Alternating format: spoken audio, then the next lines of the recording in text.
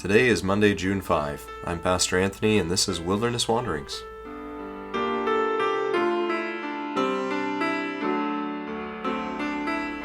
Today our text comes again from Philippians 4. Rejoice in the Lord always. I will say it again, rejoice. Let your gentleness be evident to all. The Lord is near. It's Philippians 4, verses 4 through 5. We are back to finish off the letter to the Philippians now that our vibrant weekend and prayer guide have finished up. We find ourselves flipping a new page in this Philippian letter.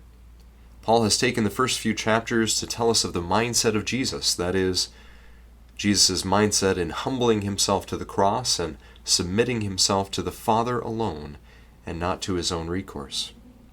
So Paul has told us of the mindset of Jesus in this way. He's told us how he himself has sought to live out of this same mindset of Jesus.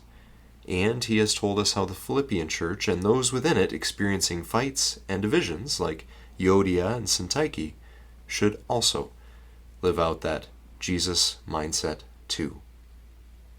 So having said all that, Paul returns now to the theme of joy. This is also where he began back in chapter 1 as he told of his praying in joy for the Philippian Christians, thankful for their partnership in the gospel and for God's work in them that God himself would see to completion. Even as Paul rejoiced in his prayers, now he invites the Philippians to do the same. Joy and prayers.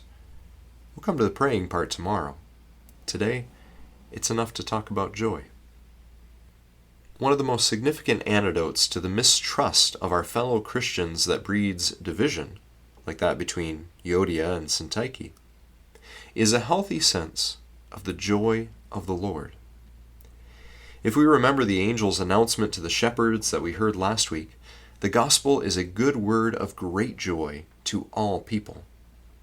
If we somehow recognize that our joy is gone or has been replaced by fear, doubts, or suspicions, it is an indicator that our own heart needs tending in the presence of God before we can engage fruitfully again with our fellow Christians or others. We somehow need to receive again the good news of great joy in our own hearts, so that what spills out of us in an encounter with others might also be seen and heard as a joyful gospel word. How do we do that? Well, there's many ways. One is simply by practicing. If you don't feel joyful, try rejoicing and giving thanks to God anyway. It very often is the case that working a habit like rejoicing or forgiving for an extended period of time, even when we aren't emotionally in the mood for it, can actually serve to usher our emotions gently along until we do begin to feel it. Another way to find joy in the Lord, once again, is to remember and to seek to trust that indeed the Lord is near. Even when everything else might feel like it's coming undone, or when it feels like there are enemies all around, a recognition of the presence of God in that place can change things.